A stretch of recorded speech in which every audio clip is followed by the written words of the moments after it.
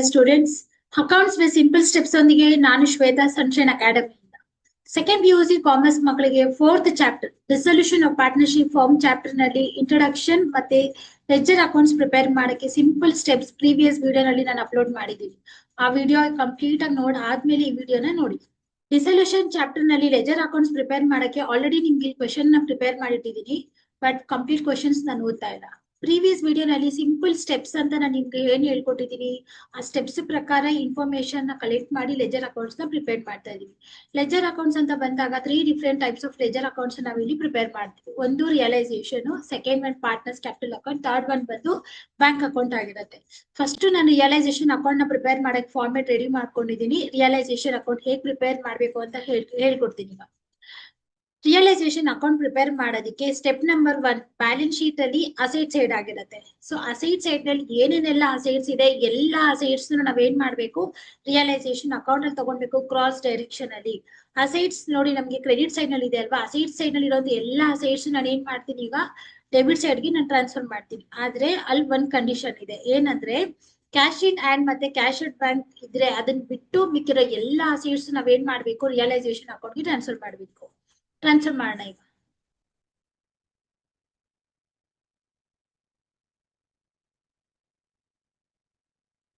First ನೋಡಿ ನಮ್ಗೆ ಇಲ್ಲಿ ಕ್ಯಾಶ್ ಅಟ್ ಬ್ಯಾಂಕ್ ಇದೆ, ನಾವ್ ಅದು ತಗೊಳ್ತಾ ಇಲ್ಲ. ಬ್ಯಾಲೆನ್ಸ್ ಶೀಟ್ ನಲ್ಲಿ ಇರೋದೆಲ್ಲ ನಮ್ಗೆ ಒಂದ್ಸಲ ಎಫೆಕ್ಟ್ ಆಗ್ಬೇಕು, ಅಡ್ಜಸ್ಟ್ಮೆಂಟ್ಸ್ ಇರೋದು ವೈಸ್ ಎಲ್ಲ ಎಫೆಕ್ಟ್ ಆಗ್ಬೇಕು, ನಮ್ ರೂಲ್ಸ್ ಅದು. ಕ್ಯಾಶ್ ಅಟ್ ಬ್ಯಾಂಕ್ ಬಿಟ್ಟು ಕ್ಯಾಶ್ ಅಟ್ ಬ್ಯಾಂಕ್ ನಮ್ಗೆ ಲಾಸ್ಟ್ ನ ಪ್ರಿಪೇರ್ ಮಾಡ್ತೀವಿ, ಬ್ಯಾಂಕ್ ಅಕೌಂಟ್ ಅಲ್ಲಿ ರೆಕಾರ್ಡ್ ಮಾಡ್ತೀವಿ. ಮಿಕ್ಕಿರೋದೆಲ್ಲ ಅಸೆಟ್ಸ್ ನಾವ್ ತಗೊಳ್ಳೋಣ. ಫಸ್ಟ್ ಒನ್ ಬಂದು ಡೆಟಾರ್ಸ್ ಇದೆ, ಡೆಟಾರ್ಸ್ ತಗೊಳ್ಳೋಣ. ಟು ಡೆಟಾರ್ಸ್, ಡೆಟಾರ್ಸ್ ವ್ಯಾಲ್ಯೂ ಎಷ್ಟಿದೆ ನಮ್ಗೆ ಇಲ್ಲಿ 55,000 ಇದೆ. ಅದ್ರ ಕೆಳಗಡೆ ನಮ್ಗೆ ಲೆಸ್ ಪಿಬಿಡಿ ಅಂತ ಇದೆ ಅಲ್ವಾ, ಪಿಬಿಡಿ ಮೈನಸ್ ಆಗಿರೋದ್ರಿಂದ ನಾವ್ ಅದನ್ನ ಏನ್ ಮಾಡ್ಬೇಕು, ನಾವ್ ಅದನ್ನ ಕ್ರೆಡಿಟ್ ಸೈಡ್ ನಲ್ಲಿ ಪಿಬಿಡಿ ನ ತಗೋಬೇಕಾಗತ್ತೆ. ಪಿಬಿಡಿ ವ್ಯಾಲ್ಯೂ ಎಷ್ಟಿದೆ ನಮ್ಗೆ, ಪಿಬಿಡಿ ಇದು 3,000 ಇದೆ. ಡೆಟಾರ್ಸ್ ಆದ್ಮೇಲೆ ನೆಕ್ಸ್ಟ್ ನಮ್ಗೆ ಇಲ್ಲಿ ಸ್ಟಾಕ್ ಇದೆ, ವ್ಯಾಲ್ಯೂ ಬಂದು 40,000. ನೆಕ್ಸ್ಟ್ ಫರ್ನಿಚರ್ ಇದೆ,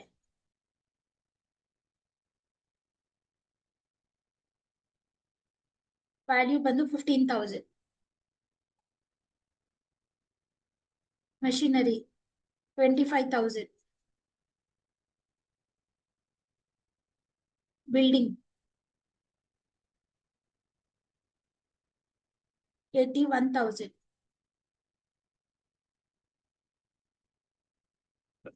ಎಲ್ಲ ಅಸೆಟ್ಸ್ ತಗೊಂಡೆ, ಅದೇ ವ್ಯಾಲ್ಯೂ ನಲ್ಲಿ ತಗೊಂಡಿದ್ದೀನಿ. ನಾನು ಎಲ್ಲೂ ಆಡ್ ಮಾಡಿಲ್ಲ, ಕಂಪ್ಯಾರಿಸನ್ ಮಾಡಿಲ್ಲ, ಏನು ಮಾಡಿಲ್ಲ. ಬ್ಯಾಲೆನ್ಸ್ ಶೀಟ್ ನಲ್ಲಿ ಏನ್ ವ್ಯಾಲ್ಯೂ ಇತ್ತು ಅದೇ ವ್ಯಾಲ್ಯೂ ತಗೊಂಡಿದ್ದೀನಿ. ಇಲ್ಲಿ ನೀವು ಲಾಸ್ಟ್ ಅಲ್ಲಿ ನೋಡಿ ಪ್ರಾಫಿಟ್ ಅಂಡ್ ಲಾಸ್ ಅಕೌಂಟ್ ಇದೆ. ಪ್ರಾಫಿಟ್ ಅಂಡ್ ಲಾಸ್ ಅಕೌಂಟ್ ಮತ್ತೆ ಜನರಲ್ ರಿಸರ್ವ್ ಬಂದು ಅಕ್ಯುಮುಲೇಟಿವ್ ಪ್ರಾಫಿಟ್ಸ್ ಆಗಿರೋದ್ರಿಂದ ನಾವು ಅದನ್ನ ಪಾರ್ಟ್ನರ್ಸ್ ಕ್ಯಾಪಿಟಲ್ ಅಕೌಂಟ್ ಅಲ್ಲಿ ತಗೊಳ್ತೀವಿ. ಯೂಶಲಿ ನಿಮ್ಗೆ ಗೊತ್ತಿರುತ್ತೆ, ಅಡ್ಮಿಷನ್ ಅಲ್ಲಿ ಮಾಡಿದೀವಿ, ರಿಟೈರ್ಮೆಂಟ್ ಅಲ್ಲೂ ಮಾಡಿದೀವಿ. ರಿಸರ್ವ್ ಫಂಡ್ ಮತ್ತೆ ಪ್ರಾಫಿಟ್ ಅಂಡ್ ಲಾಸ್ ಅಕೌಂಟ್ ಯಾವಾಗೂ ನಾವು ಪಾರ್ಟ್ನರ್ಸ್ ಕ್ಯಾಪಿಟಲ್ ಅಕೌಂಟ್ ಅಲ್ಲೇ ರೆಕಾರ್ಡ್ ಮಾಡ್ಬೇಕಾಗತ್ತೆ ನಾವು ಅದನ್ನ. ಹಾಗಾಗಿ ಅದನ್ನ ಬಿಟ್ಟು ಅಸೆಟ್ ಸೈಡ್ ನಲ್ಲಿ ಇರೋದು ಎಲ್ಲಾ ಅಸೆಟ್ಸ್ ನಾನು ಏನ್ ಮಾಡಿದೀನಿ, ಡೆಬಿಟ್ ಸೈಡ್ ನಲ್ಲಿ ತಗೊಂಡಿದ್ದೀನಿ. ಇಲ್ಲಿ ಈ ಕ್ವೆಶನ್ ನಲ್ಲಿ ನಾನು ಇಟ್ಟಿರೋದು ಎರಡು, ಒಂದು ಕ್ಯಾಶ್ ಅಟ್ ಬ್ಯಾಂಕ್, ಇನ್ನ ಒಂದು ಪ್ರಾಫಿಟ್ ಅಂಡ್ ಲಾಸ್ ಅಕೌಂಟ್. ಇದಿಷ್ಟು ನಿಮ್ಗೆ ಏನಾಗಿರುತ್ತೆ, ಸ್ಟೆಪ್ ನಂಬರ್ 1 ಆಗಿರುತ್ತೆ. ಈಗ ಸ್ಟೆಪ್ ನಂಬರ್ 2 ಬಂದಾಗ ಲಯಬಿಲಿಟೀಸ್ ಆಗಿರುತ್ತೆ. ಸ್ಟೆಪ್ ನಂಬರ್ 2 ಲಯಬಿಲಿಟೀಸ್ ಅಂತ ಬಂದಾಗ ನಾವಿಲ್ಲಿ 4 transaction should not been taken. 4 transaction ತಗೋಬಾರ್ದು. ಇಲ್ಲಿ ನಾವು ಕ್ಯಾಶ್ ಅಟ್ ಬ್ಯಾಂಕ್ ಬಿಟ್ವಲ್ಲ, ಅದೇ ತರ ಇಲ್ಲಿ 4 ಟ್ರಾನ್ಸಾಕ್ಷನ್ ತಗೊಳ್ಬಾರ್ದು. ಯಾವ್ದಾದ್ರು ಅಂದ್ರೆ first capital, reserve fund, profit and loss account. ಈ ಮೂರು ನಿಮ್ಗೆ ಗೊತ್ತಿದೆ, ಪಾರ್ಟ್ನರ್ಸ್ ಕ್ಯಾಪಿಟಲ್ ಅಕೌಂಟ್ ಅಲ್ಲಿ ನಾವು ಅದನ್ನ ರೆಕಾರ್ಡ್ ಮಾಡ್ಬೇಕು ಅಂತ ಹೇಳಿ. ಇನ್ನು ಒಂದು ಪಾರ್ಟ್ನರ್ಸ್ ಲೋನ್. ಪಾರ್ಟ್ನರ್ ಲೋನ್ ಇದ್ದಾಗ ನಾವು ಅದನ್ನ ತಗೊಳ್ಬಾರ್ದು. ಇದು ಇವ್ 4 ಟ್ರಾನ್ಸಾಕ್ಷನ್ಸ್ ನಮ್ಗೆ ರಿಯಲೈಸೇಷನ್ ಅಕೌಂಟ್ ಅಲ್ಲಿ ರೆಕಾರ್ಡ್ ಆಗಲ್ಲ. ಪಾರ್ಟ್ನರ್ ಲೋನ್ ಅಂತ ಹೆಂಗ್ ಗೊತ್ತಾಗುತ್ತೆ, ಇಲ್ಲಿ ನೋಡಿ ನಾನು ಒಂದು ಸುನಂದ ಲೋನ್ ಅನ್ನೋದನ್ನ ನಾನು ಇಲ್ಲಿ ರೆಡ್ ಮಾರ್ಕ್ ಮಾಡಿದೀನಿ. ಇಲ್ಲಿ ನೋಡಿ ಸ್ಟಾರ್ಟಿಂಗ್ ಅಲ್ಲಿ ನೋಡಿ ಮೇಧಾ ಅಂಡ್ ವಿದ್ಯಾ ಅವ್ರ ಪಾರ್ಟ್ನರ್ಸ್ ಅಂತ ಕೊಟ್ಟಿದ್ದಾರೆ. ಮೇಧಾ ವಿದ್ಯಾ ಬಂದ್ ಪಾರ್ಟ್ನರ್, ಸುನಂದ ಪಾರ್ಟ್ನರ ಅಲ್ಲ. ಸೊ ಹಾಗಾಗಿ ಥರ್ಡ್ ಪಾರ್ಟಿ ಆದ್ರೂ ಸುನಂದ. ಥರ್ಡ್ ಪಾರ್ಟಿ ಲೋನ್ ಇದ್ದಾಗ ನಾವು ರಿಯಲೈಸೇಷನ್ ಅಕೌಂಟ್ ಅಲ್ಲಿ ತಗೋಬೇಕು. ಪಾರ್ಟ್ನರ್ ಲೋನ್ ಇದ್ದಾಗ ಬ್ಯಾಂಕ್ ಅಕೌಂಟ್ ಅದು ಎಫೆಕ್ಟ್ ಆಗುತ್ತೆ, ಹಾಗಾಗಿ ರಿಯಲೈಸೇಷನ್ ಅಕೌಂಟ್ ಅಲ್ಲಿ ತಗೊಳ್ಬಾರ್ದು. ಇವಾಗ except reserve fund, capital, profit and loss account asset side ನಲ್ಲಿ ಇದೆ. ಈ 3 ಎಂಟ್ರಿ ಪಾರ್ಟ್ನರ್ಸ್ ಕ್ಯಾಪಿಟಲ್ ಅಕೌಂಟ್ ಹೋಗೋದ್ರಿಂದ ನಾವೀಗ ಏನೇನ್ ತಗೋಬೇಕು, bills payable, creditors, Sunanda loan ತಗೋಬೇಕು. ಲಯಬಿಲಿಟಿ ಸೈಡ್ ನಲ್ಲಿ ಇರೋದ್ರಿಂದ ನಾನು ಏನ್ ಮಾಡ್ತಾ ಇದ್ದೀನಿ, ಅದನ್ನ ನಾನು ಕ್ರೆಡಿಟ್ ಸೈಡ್ ನಲ್ಲಿ ನಾನು ಅದನ್ನ ಎಂಟ್ರಿ ಮಾಡ್ತಾ ಇದ್ದೀನಿ. So by bills payable 10,000, creditors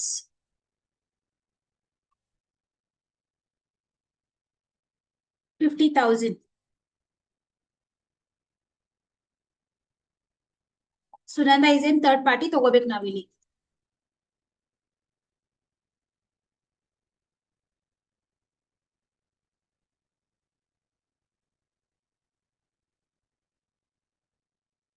$25,000.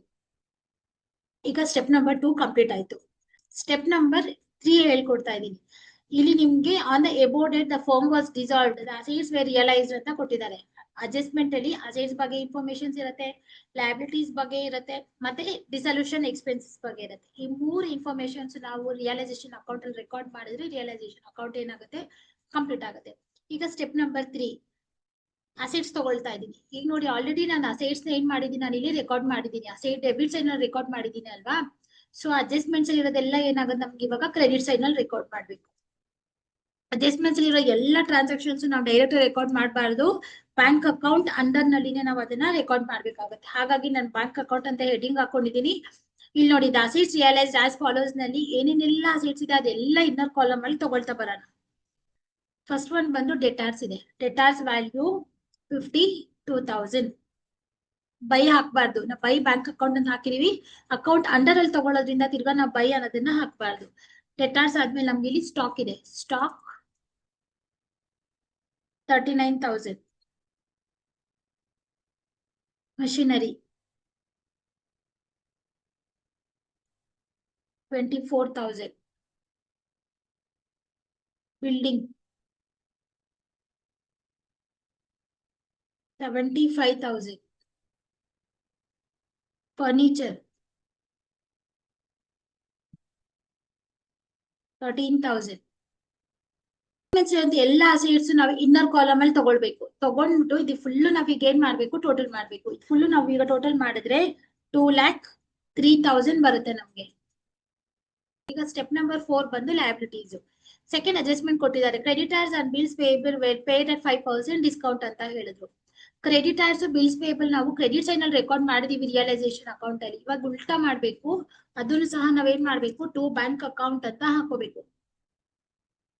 ಅದಕ್ಕೆ ಕೆಳಗಡೆ ತಿರ್ಗಾ 2 ಅಂತ ಹಾಕ್ಬಾರ್ದು, ಎಂಟ್ರೀಸ್ ಮಾಡ್ತಾ ಹೋಗ್ಬೇಕು. Bills payable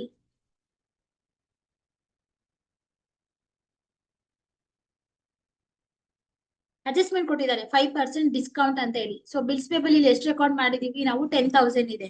10,000 minus 500 rupees calculate ಮಾಡಿದ್ರೆ 9,500 ನ ನಾವು ಬಿಲ್ಸ್ ಪೇಬಲ್ ಪಕ್ಕನೆ ನಾವು ಅದನ್ನ ತಗೊಳ್ಬೇಕಾಗತ್ತೆ. 9,500. Next creditors.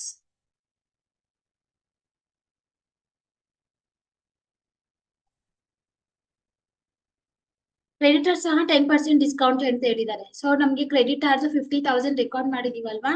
50,000 into 5 divided by 100 ಮಾಡಿದ್ರೆ ನಮ್ಗೆ ಇಲ್ಲಿ 2,500 rupees ಬರುತ್ತೆ. 2,500. ಸೊ ನೆಕ್ಸ್ಟ್ ಲೈನ್ ಅಲ್ಲಿ ನಾವೇನ್ ಮಾಡ್ಬೇಕು, 50,000 ಮೈನಸ್ 2,500 ಮಾಡಿದ್ರೆ ನಮ್ಗೆ ಇಲ್ಲಿ ಎಷ್ಟು ಬರುತ್ತೆ, 47,500 rupees ಬರುತ್ತೆ.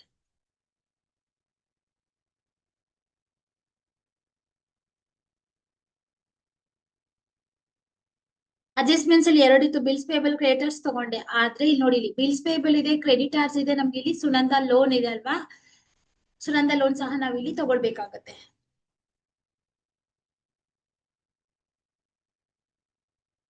ಸುನಂದಾಸ್ ಲೋನ್ 25,000. ಅಕೌಂಟ್ ಡೆಬಿಟ್ ಸೈಡ್ ನಲ್ಲಿ ನಾವ್ ಇಲ್ಲಿ ಏನೇನೆಲ್ಲ ಅಸೆಟ್ಸ್ ನ ರೆಕಾರ್ಡ್ ಮಾಡಿದೀವಿ ಅಷ್ಟು ಅಸೆಟ್ಸ್ ನಮ್ಗೆ ಏನಾಗ್ಬೇಕು ನೋಡಿ, ಡೆಟಾರ್ಸ್, ಸ್ಟಾಕ್, ಫರ್ನಿಚರ್, ಮಿಷನರಿ, ಬಿಲ್ಡಿಂಗ್ ಇಲ್ಲಿ ಏನ್ ರೆಕಾರ್ಡ್ ಮಾಡಿದೀವಿ ಇಲ್ಲಿ ನೀವು ಅಬ್ಸರ್ವ್ ಮಾಡ್ಬೇಕು. ಎಲ್ಲಾ ಅಸೆಟ್ಸ್ ನಮ್ಗೆ ಇಲ್ಲಿ ಬಂದಿದೆ ನೋಡಿ. ಡೆಟಾರ್ಸ್ ಇದೆ, ಡೆಟಾರ್ಸ್ ತಗೊಂಡಿದೀವಿ. ಸ್ಟಾಕ್ ಇದೆ, ಸ್ಟಾಕ್ ಬಂದಿದೆ. ಫರ್ನಿಚರ್ ಇದೆ. ಮಿಷನರಿ, ಬಿಲ್ಡಿಂಗ್ ಅಂದ್ರೆ ಸ್ಟೆಪ್ ನಂಬರ್ 1 ನಲ್ಲಿ ನಾನು ಏನೇನೆಲ್ಲ ಅಸೆಟ್ಸ್ ನ ರೆಕಾರ್ಡ್ ಮಾಡಿರ್ತೀನಿ, ಸ್ಟೆಪ್ ನಂಬರ್ 3 ನಲ್ಲಿಯೂ ಅಷ್ಟು ಅಸೆಟ್ಸ್ ಬರ್ಬೇಕು. ಇನ್ ಕೇಸ್ ಸ್ಟೆಪ್ ನಂಬರ್ 1 ನಲ್ಲಿ ಅಸೆಟ್ ಇದೆ, ಸ್ಟೆಪ್ ನಂಬರ್ 3 ನಲ್ಲಿ ಅಸೆಟ್ ಇಲ್ಲ ಅಂದ್ರೆ ಸೇಮ್ ಅಸೆಟ್ ಸೇಮ್ ವ್ಯಾಲ್ಯೂನ ನೀವು ಇಲ್ಲಿ ರೆಕಾರ್ಡ್ ಮಾಡ್ಬೇಕಾಗತ್ತೆ. ಅದೇ ತರ ಇಲ್ಲಿ ನಮ್ಗೆ ಲಯಬಿಲಿಟೀಸ್ ಏನೇನಿದೆ ಅಷ್ಟು ಲಯಬಿಲಿಟೀಸ್ ಏನಾಗ್ಬೇಕು, ನಮ್ಗೆ ಇಲ್ಲಿ ಡೆಬಿಟ್ ಸೈಡ್ ನಲ್ಲಿ ರೆಕಾರ್ಡ್ ಆಗ್ಲೇಬೇಕು.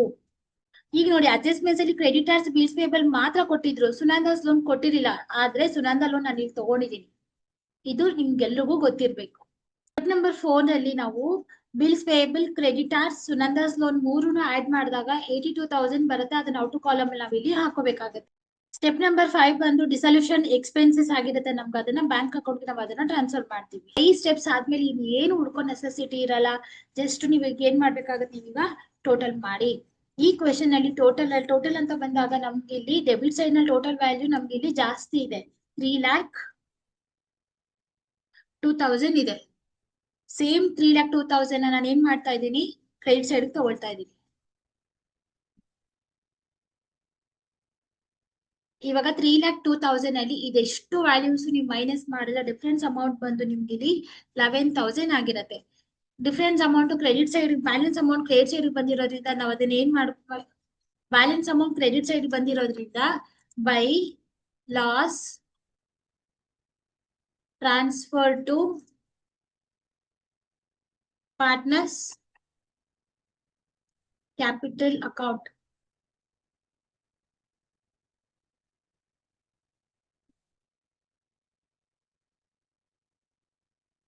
ಈಗ ಇಬ್ರು ಪಾರ್ಟ್ನರ್ ಇದ್ದಾರೆ, ಮೇಧಾ ಮತ್ತೆ ವಿದ್ಯಾ ಅಲ್ವಾ. ಅವ್ರ ರೇಷಿಯೋ ಬಂದು ಈಕ್ವಲಿ ಅಂತ ಕೊಟ್ಟಿದ್ದಾರೆ ಕ್ವೆಶನ್ ಅಲ್ಲಿ ನೋಡಿ.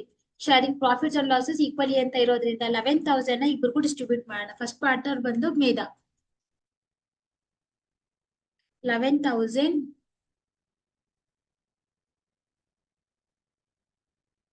ಇಂಟು 1 ಡಿವೈಡೆಡ್ ಬೈ 2 ಎಷ್ಟು ಬರುತ್ತೆ ನಿಮ್ಗೆ, 5,500 ರುಪೀಸ್ ಬರುತ್ತೆ.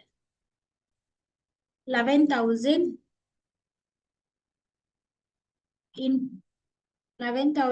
ಇಂಟು 1 ಡಿವೈಡೆಡ್ ಬೈ 2 ಮಾಡಿದ್ರೆ ನಮ್ಗೆ ಇಲ್ಲೂ ಸಹ 5,500 ಬರುತ್ತೆ. ಸೊ ಈ ರೀತಿ ನಾವೇನ್ ಮಾಡ್ಬೇಕು, ರಿಯಲೈಸೇಷನ್ ಅಕೌಂಟ್ ನಾವಿಲ್ಲಿ ಪ್ರಿಪೇರ್ ಮಾಡ್ಬೇಕಾಗತ್ತೆ. ಲೆಜರ್ ಅಕೌಂಟ್ ಪ್ರಿಪೇರ್ ಮಾಡ್ತಾ ಇದೀನಿ, ಪಾರ್ಟ್ನರ್ಸ್ ಕ್ಯಾಪಿಟಲ್ ಅಕೌಂಟ್ ಪ್ರಿಪೇರ್ ಮಾಡ್ತಾ ಇದೀನಿ. ಪಾರ್ಟ್ನರ್ಸ್ ಕ್ಯಾಪಿಟಲ್ ಅಕೌಂಟ್ ಮಾಡಕ್ಕೆ ಸ್ಟೆಪ್ ನಂಬರ್ 1 ಬಂದು ನಮ್ದು ಓಲ್ಡ್ ಬ್ಯಾಲೆನ್ಸ್ ಶೀಟ್ ಆಗಿರುತ್ತೆ. ಬ್ಯಾಲೆನ್ಸ್ ಶೀಟ್ ಇಂದ 3 ಎಂಟ್ರೀಸ್ ಕಾನ್ಸ್ಟೆಂಟ್, ಕ್ಯಾಪಿಟಲ್, ರಿಸರ್ವ್ ಮತ್ತೆ ಪ್ರಾಫಿಟ್ ಅಂಡ್ ಲಾಸ್ ಅಕೌಂಟ್ ನ ತಗೊಳ್ಳೋಣ. ಫಸ್ಟ್ ಕ್ಯಾಪಿಟಲ್ ತಗೊಳ್ಳೋಣ. So by balance down. ಮೇಘಾದ್ ಕ್ಯಾಪಿಟಲ್ ಬಂದು 60,000 ಇದೆ. ವಿದ್ಯಾ ಕ್ಯಾಪಿಟಲ್ 80,000. ಅದಾದ್ಮೇಲೆ ನಾವೇನ್ ತಗೋಬೇಕು, ರಿಸರ್ವ್ ಫಂಡ್ ತಗೊಳ್ಬೇಕು. 15,000 ಇಂಟು 1:1 ನಲ್ಲಿ ನಾವು ಡಿವೈಡ್ ಮಾಡಿದ್ರೆ ನಮ್ಗೆ 7,500 ಬರುತ್ತೆ.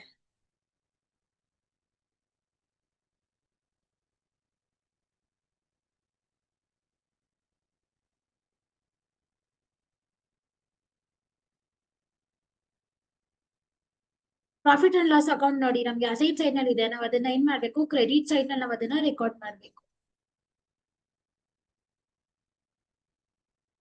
ಪ್ರಾಫಿಟ್ ಅಂಡ್ ಲಾಸ್ ಅಕೌಂಟ್ ಇದು ಸಹ ನಾವು ಈಕ್ವಲ್ ಪಾರ್ಟ್ನರ್ಸ್ ಆಗಿರೋದ್ರಿಂದ 1:1 ರೇಷನ್ ನಲ್ಲಿ ನಾವು ಅದನ್ನ ಡಿಸ್ಟ್ರಿಬ್ಯೂಟ್ ಮಾಡ್ಬೇಕು. 6,000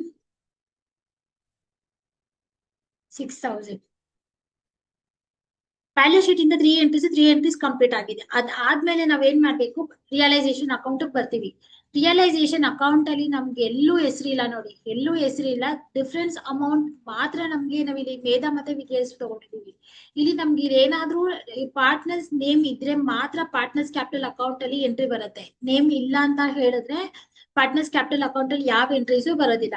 ಸೊ ಈ ಕ್ವೆಶನ್ ಅಲ್ಲಿ ನಿಮ್ಗೆ ಯಾವುದೇ ಅಡ್ಜಸ್ಟ್ಮೆಂಟ್ಸ್ ನಲ್ಲಿ ಯಾವ್ದು ಹೆಸರಿಲ್ಲ ನಿಮ್ಗೆ, ಹಾಗಾಗಿ ಪಾರ್ಟ್ನರ್ಸ್ ಕ್ಯಾಪಿಟಲ್ ಅಕೌಂಟ್ ಅಲ್ಲಿ ಎಂಟ್ರಿ ಬರಲ್ಲ. ನೆಕ್ಸ್ಟ್ ವಿಡಿಯೋನಲ್ಲಿ ನಿಮ್ಗೆ ಇಲ್ಲಿ ಹೆಸರು ಬರುತ್ತೆ, ಡೇಟಾ ಅಸೆಟ್ಸ್ ಟೇಕನ್ ಓವರ್ ಅಂತ ಬರುತ್ತೆ, ಲಯಬಿಲಿಟೀಸ್ ಪೇಡ್ ಬೈ ಪಾರ್ಟ್ನರ್ ಅಂತ ಬರುತ್ತೆ. ಆ ತರ ಕೇಸಸ್ ನಲ್ಲಿ ಲೆಜರ್ ಅಕೌಂಟ್ಸ್ ಹೇಗೆ ಪ್ರಿಪೇರ್ ಮಾಡ್ಬೇಕು ಅಂತ ನೆಕ್ಸ್ಟ್ ವಿಡಿಯೋನಲ್ಲಿ ಹೇಳ್ಕೊಡ್ತೀನಿ. ಈ ವಿಡಿಯೋನಲ್ಲಿ ಎಲ್ಲೂ ನಮ್ಗೆ ನೇಮ್ಸ್ ಇಲ್ಲ ಆದ್ಮೇಲೆ ಪಾರ್ಟ್ನರ್ಸ್ ಕ್ಯಾಪಿಟಲ್ ಅಕೌಂಟ್ ಅಲ್ಲಿ ಅಡ್ಜಸ್ಟ್ಮೆಂಟ್ಸ್ ಇಂದ ಯಾವುದೇ ಎಂಟ್ರೀಸ್ ಬರೋದಿಲ್ಲ. ಸಲ ಕ್ವೆಶನ್ ತೋರಿಸ್ಬಿಡ್ತೀನಿ, ಆದ್ರೂ ನೋಡಿ. ಇದು ಈ ಅಡ್ಜಸ್ಟ್ಮೆಂಟ್ ಅಲ್ಲಿ ಎಲ್ಲೂ ನಮ್ಗೆ ಹೆಸರಿಲ್ಲ. ಅಸೆಟ್ಸ್ ರಿಯಲೈಸ್ ಇದೆ, creditors, bills payable, dissolution expenses ಇದೆ. ಎಲ್ಲೂ ಯಾವ ಮೇಧಾ ವಿದ್ಯಾ ಹೆಸರು ಇರ್ಬೇಕು, ಇಲ್ಲಾಂದ್ರೆ ವಿದ್ಯಾ ಹೆಸರು ಇರ್ಬೇಕು. ಪಾರ್ಟ್ನರ್ಸ್ ಕ್ಯಾಪಿಟಲ್ ನೇಮೇ ಇಲ್ಲ. ಸೊ ಹಾಗಾಗಿ ಪಾರ್ಟ್ನರ್ಸ್ ಕ್ಯಾಪಿಟಲ್ ಅಕೌಂಟ್ ಅಲ್ಲಿ ನಮ್ಗೆ ಯಾವುದೇ ರೀತಿ ಎಂಟ್ರೀಸ್ ನಮ್ಗೆ ಇಲ್ಲಿ ಅವಾಗ ಬರೋದಿಲ್ಲ ನಮ್ಗೆ ಅವಾಗ. ಹಾಗಾಗಿ ಪಾರ್ಟ್ನರ್ಸ್ ಕ್ಯಾಪಿಟಲ್ ಅಕೌಂಟ್ ಅಲ್ಲಿ ನಾವು ಇವಾಗ ತಗೊಂಡಿರೋದು ಬ್ಯಾಲೆನ್ಸ್ ಶೀಟ್ ಇಂದ 3 ಎಂಟ್ರೀಸ್. ಅದಾದ್ಮೇಲೆ ರಿಯಲೈಸೇಷನ್ ಅಕೌಂಟ್ ಬರ್ತೀವಿ. ಇಲ್ಲಿ ಲಾಸ್ ಇದೆ ನೋಡಿ, ಕ್ರೆಡಿಟ್ ಸೈಡ್ ನಲ್ಲಿ loss transfer to partners capital account ಅಂತ ಬರ್ದಿದೀವಿ. ಕ್ರೆಡಿಟ್ ಸೈಡ್ ನಲ್ಲಿ ಇರೋದ್ರಿಂದ ನಾವು ಅದನ್ನ ಡೆಬಿಟ್ ಸೈಡ್ ಪೋಸ್ಟಿಂಗ್ ಮಾಡ್ಬೇಕು ಟು ರಿಯಲೈಸೇಷನ್ ಅಕೌಂಟ್ ಅಂತ.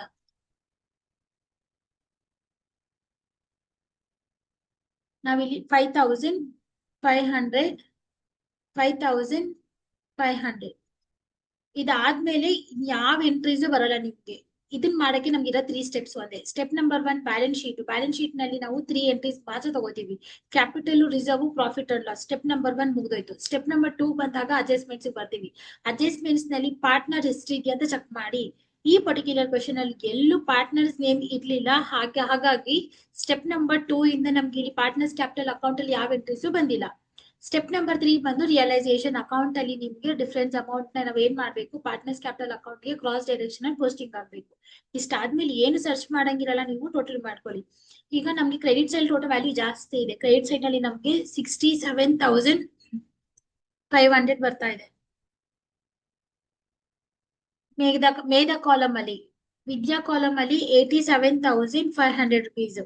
ಸೇಮ್ ವ್ಯಾಲ್ಯೂನ ನಾವೀಗ ಡೆಬಿಟ್ ಸೈಡ್ ನಲ್ಲಿ ತಗೊಳ್ಳೋಣ. 67,500, 87,500.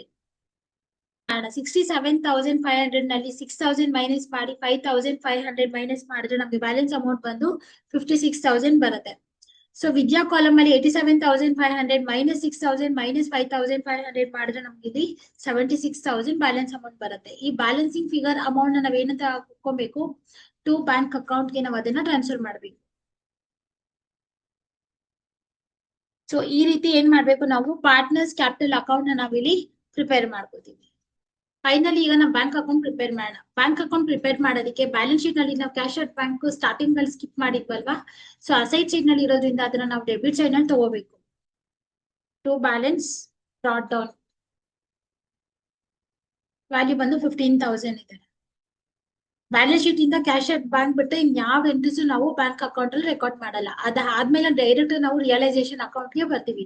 ರಿಯಲೈಸೇಷನ್ ಅಕೌಂಟ್ ಅಲ್ಲಿ ನಾನು ರೆಡ್ ಮಾರ್ಕ್ ಮಾಡಿದೀನಿ ನೋಡಿ, ಎಲ್ಲೆಲ್ಲಿ ಬ್ಯಾಂಕ್ ಇದೆ ಎಲ್ಲಾ ಬ್ಯಾಂಕ್ ನಾವ್ ಈಗ ಏನ್ ಮಾಡ್ಬೇಕು, ಬ್ಯಾಂಕ್ ಅಕೌಂಟ್ ಗೆ ಕ್ರಾಸ್ ಡೈರೆಕ್ಷನ್ ಅಲ್ಲಿ ಪೋಸ್ಟಿಂಗ್ ಮಾಡೋಣ.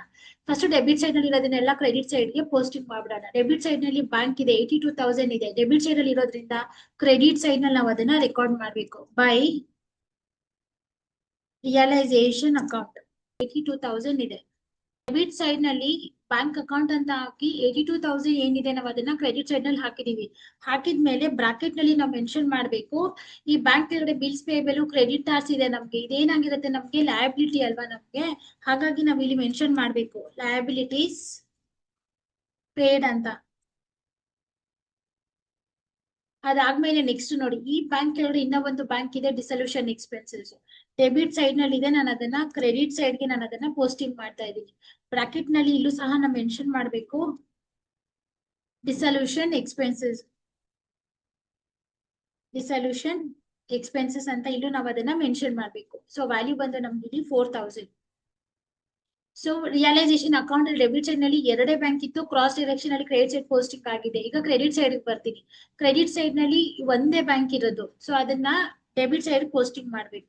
ಟು ರಿಯಲೈಸೇಷನ್ ಅಕೌಂಟ್ ಅಂತ 2,03,000 ಬ್ರಾಕೆಟ್ ನಲ್ಲಿ ಸ್ಪೆಸಿಫೈ ಮಾಡಬೇಕು ಅಸೆಟ್ಸ್ ರಿಯಲೈಸ್ಡ್ ಅಂತ. ಈಗ ರಿಯಲೈಸೇಷನ್ ಅಕೌಂಟ್ ಅಲ್ಲಿ ಎಲ್ಲೆಲ್ಲಿ ಬ್ಯಾಂಕ್ ಇತ್ತು ಕ್ರಾಸ್ ಡೈರೆಕ್ಷನ್ ಅಲ್ಲಿ ಪೋಸ್ಟಿಂಗ್ ಮಾಡಿದೆ. ಸ್ಟೆಪ್ ನಂಬರ್ 1 ಬ್ಯಾಲೆನ್ಸ್ ಶೀಟ್ ನಲ್ಲಿ ಇರುವಂತಹ ಕ್ಯಾಶ್ ಇನ್ ಹ್ಯಾಂಡ್ ಅಥವಾ ಕ್ಯಾಶ್ ಔಟ್ ಬ್ಯಾಂಕ್ ಆಗಿರುತ್ತೆ. ಸ್ಟೆಪ್ ನಂಬರ್ 2 ಬಂದು ರಿಯಲೈಸೇಷನ್ ಅಕೌಂಟ್ ಅಲ್ಲಿ ಎಲ್ಲೆಲ್ಲಿ ಬ್ಯಾಂಕ್ ಇರುತ್ತೆ ಅದನ್ನ ಕ್ರಾಸ್ ಡೈರೆಕ್ಷನ್ಸ್ ನಲ್ಲಿ ಪೋಸ್ಟಿಂಗ್ ಆಗ್ಬೇಕು. ಅದಾದ್ಮೇಲೆ ನಾವು ಯಾವ್ದು ಅಕೌಂಟ್ ಪ್ರಿಪೇರ್ ಮಾಡಿದ್ವಿ, ಪಾರ್ಟ್ನರ್ಸ್ ಕ್ಯಾಪಿಟಲ್ ಅಕೌಂಟ್ ಪ್ರಿಪೇರ್ ಮಾಡಿದ್ವಿ. ಇಲ್ಲೂ ಸಹ ನಮ್ ಬ್ಯಾಂಕ್ ಇದೆ, ಡೆಬಿಟ್ ಸೈಡ್ ನಲ್ಲಿ ಇರೋದ್ರಿಂದ ನಾವು ಅದನ್ನ ಕ್ರೆಡಿಟ್ ಸೈಡ್ ನಾವು ಅದನ್ನ ಪೋಸ್ಟಿಂಗ್ ಮಾಡ್ಬೇಕು. ಬೈ ಫಸ್ಟ್ ಪಾರ್ಟ್ನರ್ ಬಂದು ಮೇಧಾಸ್ capital account.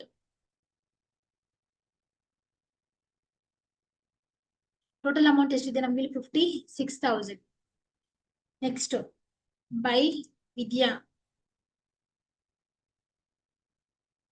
Vidya's capital account value ಬಂದು 76,000. ಸೊ ಟೋಟಲಿ 3 ಸ್ಟೆಪ್ಸ್ ಏನಾಗಿದೆ ನಮ್ಗೆ ಇಲ್ಲಿ ಕಂಪ್ಲೀಟ್ ಆಗಿದೆ. ಸ್ಟೆಪ್ ನಂಬರ್ 1 ಏನ್ ತಗೊಂಡ್ವಿ ನಾವು, to balance brought down balance sheet ನಲ್ಲಿ ಇರುವಂತ ಕ್ಯಾಶ್ ಅಟ್ ಬ್ಯಾಂಕ್ ಅಥವಾ ಕ್ಯಾಶ್ ಇನ್ ಹ್ಯಾಂಡ್ ತಗೊಳ್ತೀವಿ. ಅದಾದ್ಮೇಲೆ ರಿಯಲೈಸೇಷನ್ ಅಕೌಂಟ್ ಅಲ್ಲಿ ಎಲ್ಲೆಲ್ಲಿ ಬ್ಯಾಂಕ್ ಇದೆ ಕ್ರಾಸ್ ಡೈರೆಕ್ಷನ್ ಅಲ್ಲಿ ಪೋಸ್ಟಿಂಗ್ ಆಗ್ಬೇಕು. ಅದಾದ್ಮೇಲೆ ಪಾರ್ಟ್ನರ್ಸ್ ಕ್ಯಾಪಿಟಲ್ ಅಕೌಂಟ್ ಅಲ್ಲೂ ಅಷ್ಟೇನೆ ಬ್ಯಾಂಕ್ ಅಮೌಂಟ್ ಇದು ನಿಮ್ಗೆ ಯಾವ ಕಡೆ ಬಂದಿರುತ್ತೋ ಅದನ್ನ ನೀವು ಕ್ರಾಸ್ ಡೈರೆಕ್ಷನ್ಸ್ ನಲ್ಲಿ ತಗೊಳ್ಬೇಕಾಗತ್ತೆ. ಸೊ ಹೀಗೆ ಎಲ್ಲ 3 ಸ್ಟೆಪ್ಸ್ ಫಾಲೋ ಆಗಿದ್ಮೇಲೆ ಟೋಟ್ಲಿಂಗ್ ಮಾಡಿ. ಟೋಟ್ಲಿಂಗ್ ನಲ್ಲಿ ನಿಮ್ ಎರಡು ಕಡೆ ಬ್ಯಾಂಕ್ ಬ್ಯಾಲೆನ್ಸ್ ಸೇಮ್ ಬರಬೇಕು. 2,03,000 ಪ್ಲಸ್ 15,000 ಮಾಡಿದ್ರೆ 2,18,000 ಬರುತ್ತೆ. ಸೇಮ್ ವ್ಯಾಲ್ಯೂ ನಾವು ಎರಡು ಕಡೆ ಬಂದ್ರೆ ಮಾತ್ರ ನಿಮ್ ಪ್ರಾಬ್ಲಮ್ ಕರೆಕ್ಟ್ ಆಗಿರುತ್ತೆ. ಇಲ್ಲ ಬ್ಯಾಂಕ್ ಅಕೌಂಟ್ ನಿಮ್ಗೆ ರೆಡಿ ಆಗಿದೆ. So dissolution of partnership form ಅಲ್ಲಿ ನಾನು ನಿಮ್ಗೆ ಕ್ಲೀನ್ ಆಗಿ ಹೇಳ್ಕೊಟ್ಟಿದ್ದೀನಿ. ರಿಯಲೈಸೇಷನ್ ಅಕೌಂಟ್ ಮಾಡ್ಬೇಕಂದ್ರೆ 5 ಸ್ಟೆಪ್ಸ್ ಬರುತ್ತೆ. ಪಾರ್ಟ್ನರ್ಸ್ ಕ್ಯಾಪಿಟಲ್ ಅಕೌಂಟ್ ಮಾಡ್ಬೇಕಾದ್ರೆ 3 ಸ್ಟೆಪ್ಸ್ ಬರುತ್ತೆ. ಬ್ಯಾಂಕ್ ಅಕೌಂಟ್ ಮಾಡ್ಬೇಕಾದ್ರೆ 3 ಸ್ಟೆಪ್ಸ್ ಬರುತ್ತೆ. ಟೋಟಲ್ ಇಷ್ಟು ಸ್ಟೆಪ್ಸ್ ನೀವು ಆ ಅಕೌಂಟ್ ಅಲ್ಲಿ ಇಷ್ಟಿಷ್ಟೇ ನೀವು ಫೋಕಸ್ ಮಾಡಿದ್ರೆ 101% ನಿಮ್ಗೆ ಏನಾಗುತ್ತೆ, ಬ್ಯಾಂಕ್ ಅಕೌಂಟ್ ಟ್ಯಾಲಿ ಆಗುತ್ತೆ. ಬ್ಯಾಲೆನ್ಸ್ ಶೀಟ್ ಹೇಗ್ ಟ್ಯಾಲಿ ಆಗ್ಬೇಕು ಅದೇ ತರ ಬ್ಯಾಂಕ್ ಅಕೌಂಟ್ ಟ್ಯಾಲಿ ಆದ್ರೆ ಮಾತ್ರ ನಿಮ್ ಪ್ರಾಬ್ಲಮ್ ಕರೆಕ್ಟ್ ಇರುತ್ತೆ. ಇದು ರಿಲೇಟೆಡ್ ನಿಮ್ಗೆ ಏನೇ ಡೌಟ್ಸ್ ಇದ್ರು ಕಮೆಂಟ್ ಬಾಕ್ಸ್ ಅಲ್ಲಿ ಹಾಕಿ. Thank you so much.